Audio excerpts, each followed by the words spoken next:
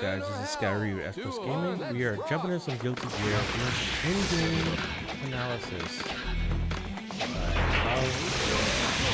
So this is in the moments. I'm just giving my reaction of what not to do. I just want to do sets out the map so jumping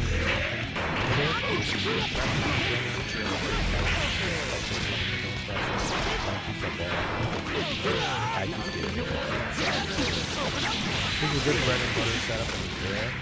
That is trying to do that but then Venom is keeping him locked down. This is typically a good ball. Ty did the performance advance to get himself away from that situation to push Venom away.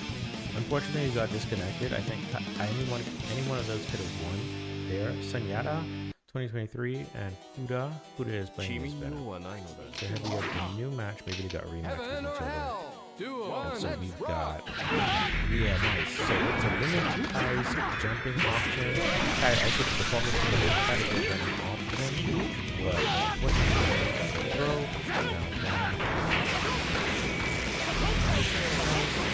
Ty just applying that pressure to make sure Venom doesn't do his ball setup. Because once that setup is so what I want to do is, look at that. Double jump right there. And the double jump keep you cross up to confuse them. Actually, that's a bit of cross up. That's how you set up properly with them. This is crazy pressure. Every guy is going to get a couple of points.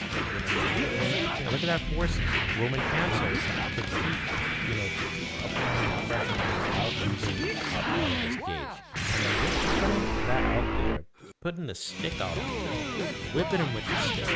This is just crazy.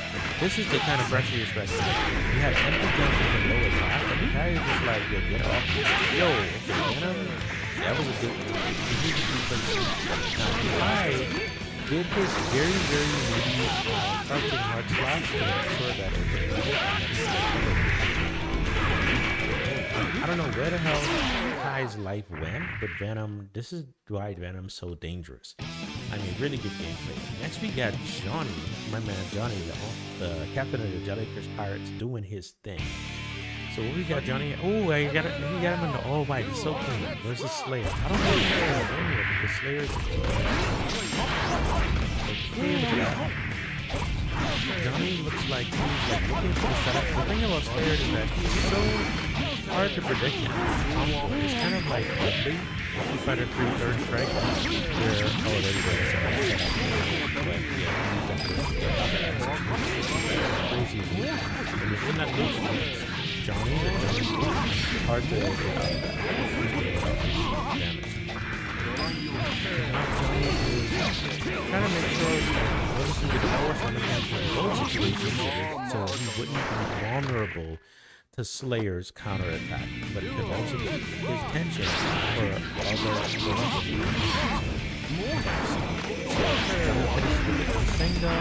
Oh, that was a crazy process. This is why Slayer is such a tricky. Now, Johnny stood up because he was expecting Slayer to possibly do the overhead. See, that's the overhead second attack. See, that's why he stood up. But with that pressure on there and the mix-ups and everything, it's hard to deal with Slayer's very uncanny kind of mix-up movement. I don't know how the hell Slayer got all the way over there, but it's pretty cool. Okay, pressure, very good burst. Alright, Slayer cancel. Oh my gosh, look at the cross. This is why Slayer is so dangerous. Alright, so now we've got alright, look at that nice very sexy. Very sexy. Follow up with the combos. Fortunately, I think Slayer is gonna be okay. Slayer was not watching his toes, not watching his feet, so you gotta be careful with that stuff. So you gotta watch them toes, okay? You gotta watch out. Here we've got another matchup with, or a matchup with Bao and Mr. Sparrow. I was not paying attention to the names. Okay, so yeah. And I apologize, guys. I don't know if it's. Oh. Let's rock. The audio is probably too loud. Okay, there we go. I decreased the audio a bit. Interesting. How come I'm not hearing the audio from this thing? Let me see here. Where's my audio? Oh. There we go.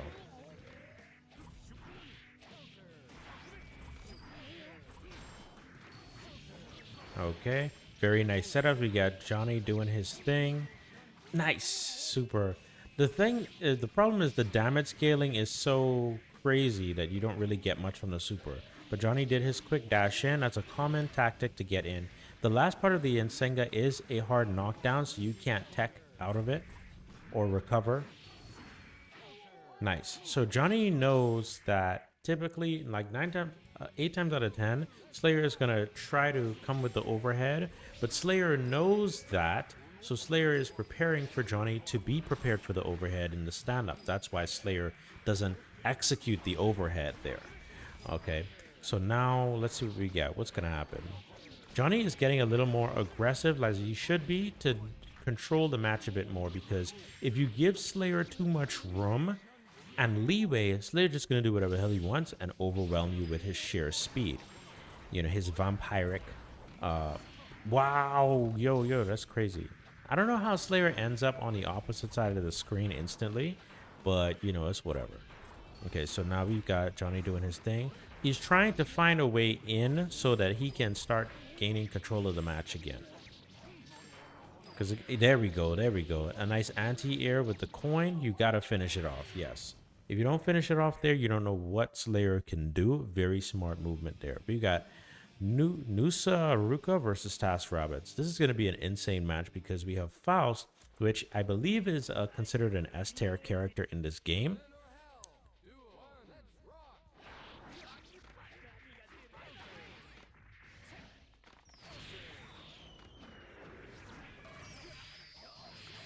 I'm not sure if my desktop audio is playing or not, but anyway, hopefully it is for you guys. Faust is being crazy. All right, check this out.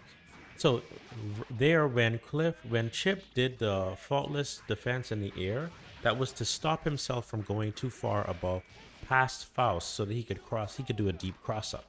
Okay. Now, Faust has such crazy reach that he could just be doing that. See, Chip is almost dead.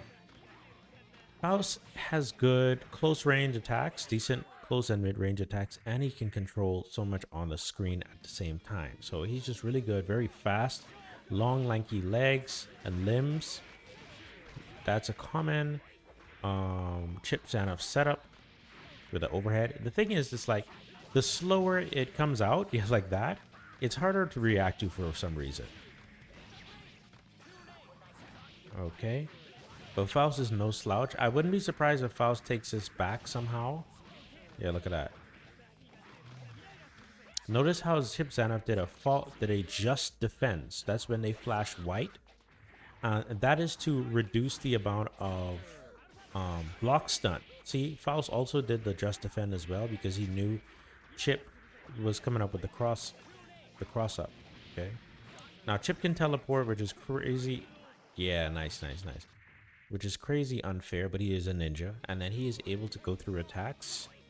Technically, you can still, yeah, actually you can still hit Chip out of that ninja attack with the leaves.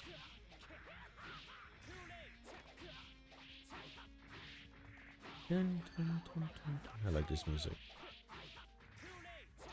And then you know that cross up is ambiguous. That's an ambiguous cross up with the spin at the top. It's hard to watch.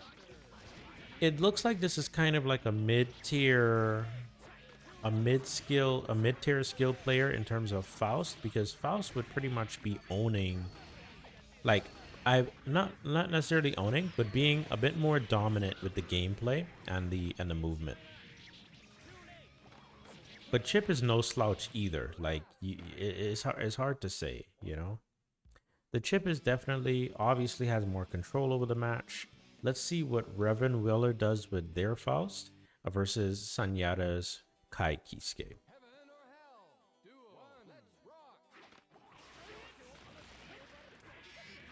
Okay, so now we've got that meaty pressure set up from Kai. He didn't do the forced Roman cancel because he didn't have enough meter, and you know, the match just started. So Kai is just trying to maintain his distance away from Faust, or just within range of Kai's optimal striking distance. If the Faust is good, he's not going to give Kai much room or opportunity to do what he wants to do. And notice how Faust does the just defend on each of Kai's projectiles. So he doesn't have as much block stun. The Kai, though, I mean, look at that. So he's attempting the crossover from the jump with the bolt at the top. That's a common setup like you saw earlier in the match. Okay, so unfortunately, I don't know how the heck Kai knew that Faust was going to try something, but Faust did the door teleport before, like, just on, you know, autopilot or whatever, just a little before Kai Kiske, no, a little after Kai Kiske set out the ball. That wasn't enough of the see of the match to see if Reverend Walker is a solid Faust player or not. I did the dust a little too early, and looks like he's just trying to. Looks like Kai is just trying to, or Sanyada is just trying to control Reverend Walker's stuff. I am a little bit surprised by the standoffish kind of gameplay from Kai Kiske, though. I figured he'd be going in a bit more, considering Kai has really good normals. Ah, there we go. Ah, and he still got blown up by that randomness. So another thing about this character is his craziness, his randomness, and unpredictable things. He's intended to be kind of a gimmicky character as well. So Kai Kiske, he did his Roman cancel to make sure he closed out the win. You cannot be shy when it comes to spending meter to get the win. That's all that matters. Besides, the tension at the bottom of the screen, the tension replenishes anyway, or you can't use it. You can't carry tension into the next round anyway. So you might as well spend it. Okay. Nice. I don't know if that was an instant overhead where Kai Kiske did the dragon punch just off the ground to hit with the overhead, but if he did, that was cool. That's a technique to hit with the overhead.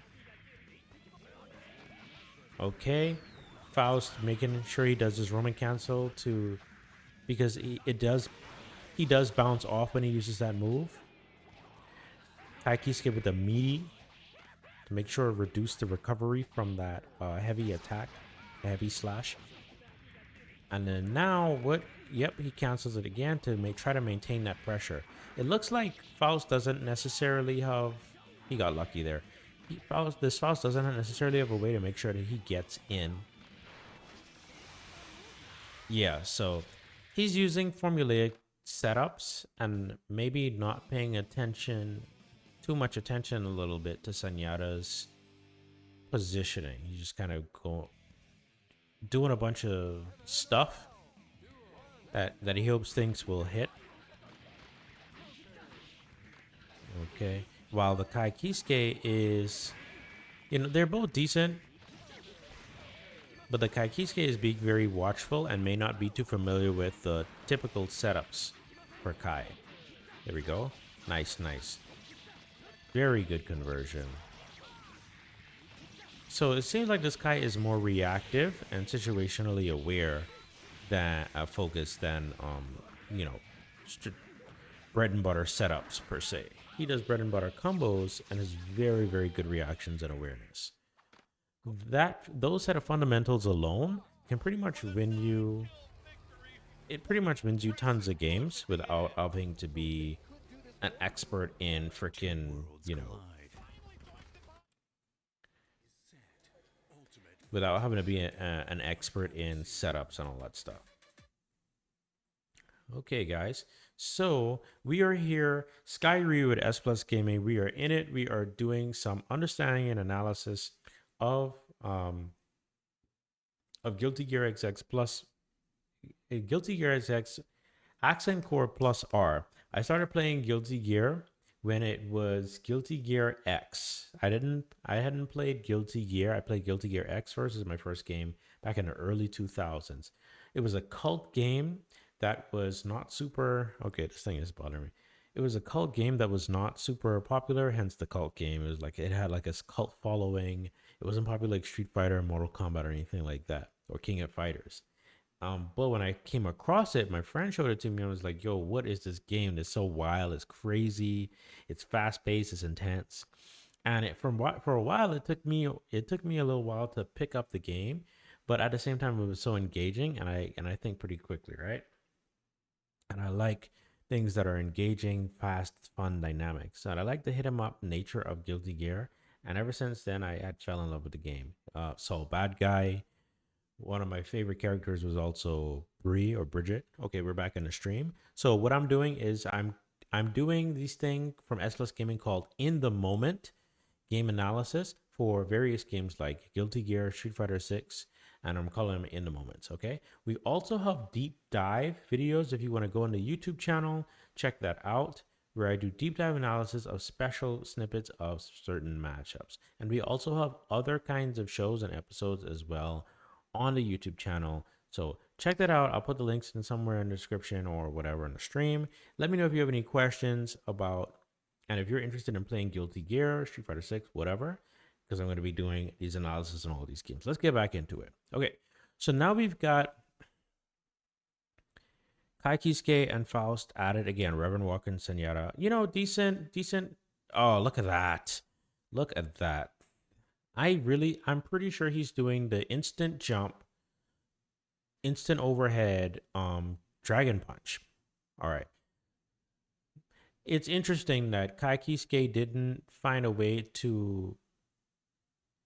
There we go. That's a good combo. I think he knows that combo very well, but other combos, depending on the situation, he's not too familiar with. See, look at that. He should have been able to convert from 2 different scenarios.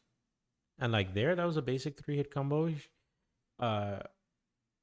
There's some way to do that. Okay, so now we have some new players. We got Kuda playing Venom and Grey Cat. I love watching Venom players because they really demonstrate typically the technical prowess needed to play this game at such a high level for such a technical character. It's just beautiful to watch.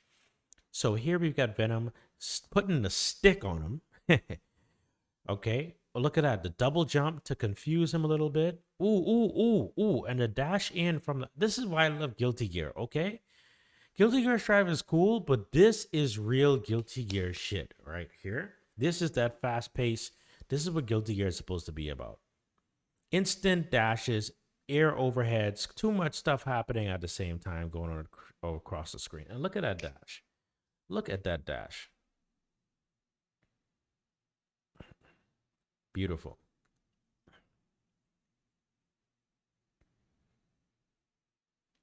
Venom is setting up his combos, got his setups going. Ooh, and he teleports. I forgot about that. It's been a while since I started playing the Guilty Gear games, Guilty Gear X, XX, Accent Core. Notice that yellow flash. He was trying to parry the Venom setup to get out of the situation. Venom threw one of his balls out to hit the 3-hit thing. Notice again, I don't know if that was a mistake or intentional, but Kiske looked like he tried to parry the ball again. Venom didn't even need to use super. That's how crazy it is. There is a player who had I think the best Venom in the world some 12, 14 years ago. I'll have to find video game footage just to show you the full potential of Venom. He brought out Venom's full potential in Guilty Gear XX. I mean, people were killers back in the day. So what you're seeing here, this fast level gameplay, I'm telling you, back in the old school days, Guilty Gear was crazier than this. All right. But I still like the gameplay. Let's get back into it. So Venom setting up his balls that are canceling out Kiske's moves and attacks. This is a really solid Venom player. Look. Okay. Very nice. Kiske has a little bit of momentum, but Venom is like, oh, the awareness. So to see the so Kiske, he finally got that parry he was looking for. He probably has some level of experience with Venom players, or maybe they played each other a few times. Okay, look at that. I'm surprised Kai didn't do a red, like a Roman cancel.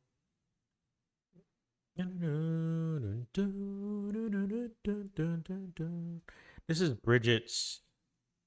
This is Bridget's theme. Bridget is a member of the Jellyfish Pirates. Notice that Kai tried to do the yellow parry again. See that? See that in there? The thing is that I call it the parry, but whatever it is, the parry has such tight timing. It's a little too strict in my opinion. With Guilty Gear, that was a good dust attempt from Venom, but he was just too far away from Kai. Now, what is he gonna do? A meaty setup, cross up? I mean, it's just dirty. It's just disgusting. Look at this. Look at this. The forced Roman cancel to keep the pressure in. Like, look at the health. Look at the health. Venom players are just built different. Good Venom players are just built different. These players are what I'd consider higher tier. They're more than decent. They're good. Okay. They're good, approaching really good, but they're still learning. You know, they're still learning to get to the really good level. And that's not a knock on them at all. Good is like, it's hard to be good at this game. And by really good, I'm talking about what I consider really good is you can get out of pools in a tournament where everybody's already good at Evo or something like that. So maybe a tall order, but you know, I'm just letting you know that there are absolute killers in Guilty Gear. And just like that, this Venom is just, you know, almost kind of mollywopping this Kai Kiske. Kai can't really do shit, you know. Venom is just, you know, chilling. He's taking his time. He's like, okay, let's see you. You're gonna make a mistake somehow at some point. Ooh, see, Kai was ready. He was trying to do the parry. So they're watching each other. And the Venom looked like he respected, like maybe he was expecting a disconnect and didn't want to continue. Ooh, very nice. Yo, these reactions are ridiculous. How are they reacting? How is Venom reacting so this fast? I'm not sure what that dash back was, but okay. Yeah. Venom didn't do a just defend on the thing. Maybe he was just overwhelmed. I think he was just overwhelmed with the different attacks from Kai Kiske. But let's see what happens now. Venom's trying to be a little bit more active. He knows he needs to not give Kai Kiske a little bit too much room. I'm surprised that he didn't do some kind of combo there. Maybe he wasn't expecting it. Maybe he's getting tired. Yeah, even the setups are looking a little lethargic, I would say. I don't know if he's trying to bait out the nice. Kai keeps trying to parry this. Yeah, there we go. I respect it. I definitely respect it. Dun, dun, dun, dun. Oh, we don't have any users in the chat. It's just me. That's okay though. I know I was inconsistent with the stream, but it's all right. My man's clapping. Wait, what's that about? What's that about? What is he trying to say? All right, so we got Milliard Rage. Milliard Rage players are just absolutely freaking insane. It's not uncommon to see them just freak out for no freaking reason. All right. Nice. Ooh, look at that. Okay. Just the pressure The crazy pressure is ridiculous. This is why I love Guilty Gear, because each player has their very unique, distinctive way that they have their advantages in the game, and the engine is just so good, and so is the gameplay, the dynamics, just the game mechanics, the options, the offensive and defensive options that you have in the game. Now, Amelia is not. Oh, nice.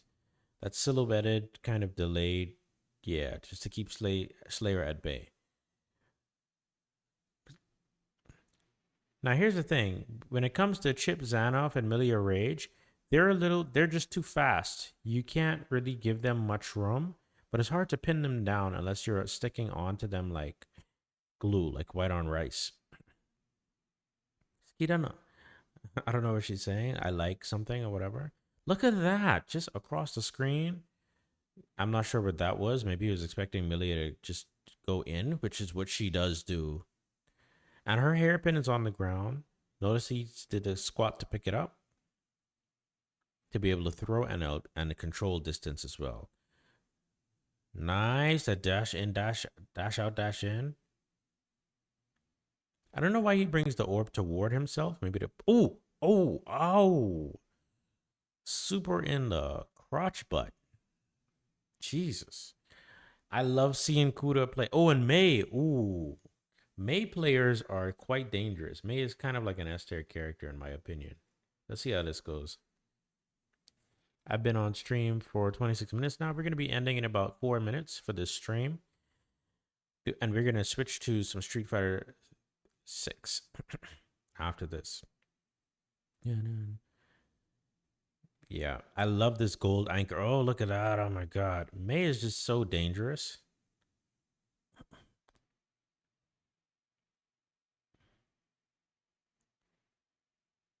Wow. Disgusting. That anchor is crazy too. Does crazy in damage. Look at the damage that she's done. While Venom hasn't really had a chance to get the damage in. This is why I love Guilty Gear. It's just so fast paced.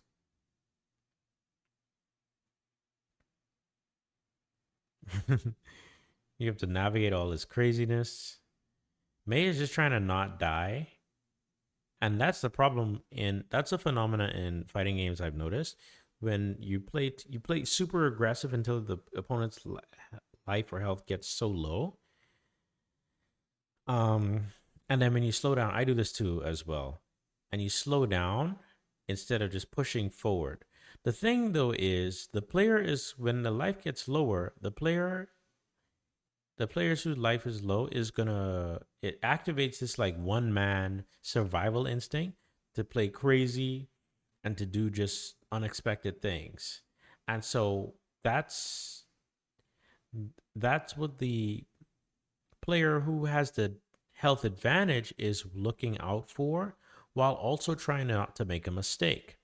So what ends up happening most of the time is that it bites them in the butt anyway, and they still lose. So you might as well just go all the way in when your opponent has low health.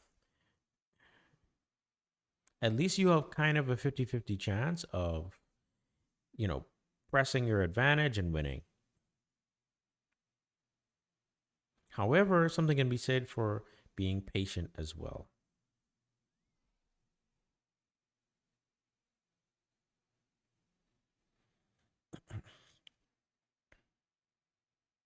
Nice. See, Mei is not letting Venom. Well, okay. Now Venom's not letting Mei. Okay. This is. There we go. Venom's now keeping Mei pinned down because Mei moves like crazy. It was a good attempt at a gold burst, but not quite. Yeah, there we go. Look at these dolphins. I don't know why you would jump away there. Venom doesn't have like a wake up dragon punch or something like that. So I'm not sure what that's about. Yeah. That dash forward while in the air, suspended in the air, is just really hard. It's so confusing. Nice, good cross up from Mei with the double dolphin situation. Ooh, but didn't quite get that move out fast enough.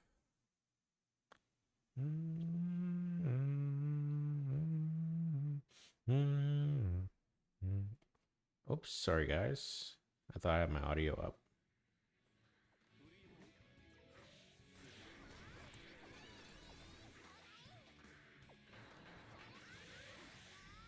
Okay, look at this. So we got Venom applying pressure. May is not with it though. May is like, you know, I'm gonna start controlling stuff. And then look at that mix up with the cross, not the cross under, but the low attack from May. May is just trying to, yeah, that's a very tricky one. Ooh. May did the force Roman cancel to almost instant land onto the ground to hit low. And that standing light attack is just so dangerous and powerful. And also that forward double kick attack with the forward kick. Beats out a lot of moves and keeps her hitbox relatively small. So the dolphin is, there we go. That anchor has so much hit and block stun, it's ridiculous. So while risky, it still is relatively safe. Venom is trying to, yeah, there's this interplayer, this balance where this tug of war where they're trying to see who can maintain control of the match space, distance. Both of them are doing a really good job, I must say. Venom's got the setup, the loops. Wow, that's the command throw. Okay, he hit it. He hit the follow-up too late though. Oh, wow. The awareness to knock May out of the next attack. Jeez. Okay, I'm gonna watch one more match of this because I love watching them, even though we are on time for the analysis with this match with Guilty Gear XX, Accent Core Plus R, the last game we got on stream for the night of this game, the last match for this game. All right, here we've got May doing her thing, rushing in. She attempted, you saw that she attempted the run-in grab. She attempted the run-in grab. But now Venom is doing his thing, applying that pressure with the setups. This looks like Venom is going to end up taking the match if May doesn't come back with something. And look at that low attack setup. I think May expected Venom to come in and throw. And so May is just kind of not sure what to do, especially with the balls in the air. Pause. All right. So anyway, so we've got May trying to retaliate and hit the right way. I don't know why May is being standoffish though. You gotta just go in. You just gotta go in. This is like the first defensive May that I've seen in a long time. I call her defensive May because any May that's not always attacking and in your face is a defensive May. Okay, you're supposed to be running in after the throw, like immediately running in after the throw to apply pressure. So I'm not sure what's, oh, Venom knew. That's crazy. How does he know? Okay, so that was the last match that I'm gonna stream on this. We're gonna open up a new stream for Street Fighter 3, Street Fighter 6. Or do you want to watch one more? Let's watch one more. God. Let's watch one more. These matchups are too good. I must be honest.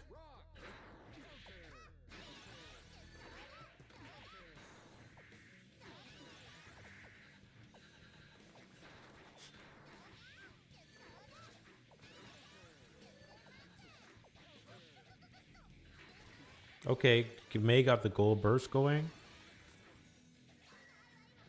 Very cool.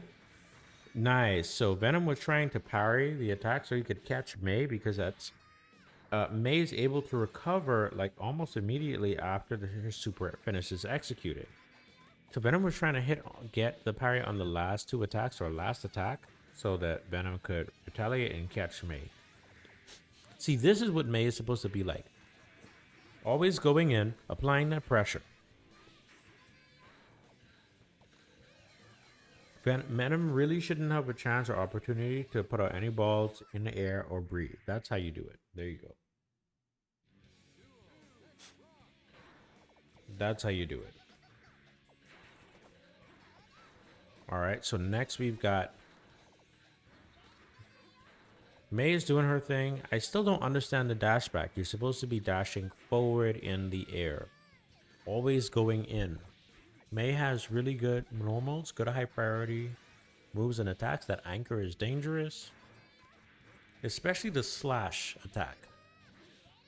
I would abuse that slash like crazy. See how you're going in?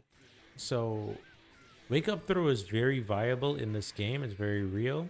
May is using the faultless defense to keep Venom off of her, but it's not quite working because when Venom gets started, oh, yo, Venom's trying to chip her out. Punch in the face. Very decisive win for Venom there. Now that slash attack in the air, I think, is to control the airspace, so that in case May decides to instant air dash in, she still gets hit with the slash. So it's a preemptive attack that costs nothing and only has benefits pretty much. Jeez. No way. Venom's looking for that perfect.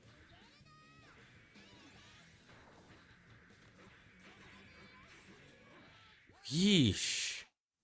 That forced Roman cancel is so dangerous.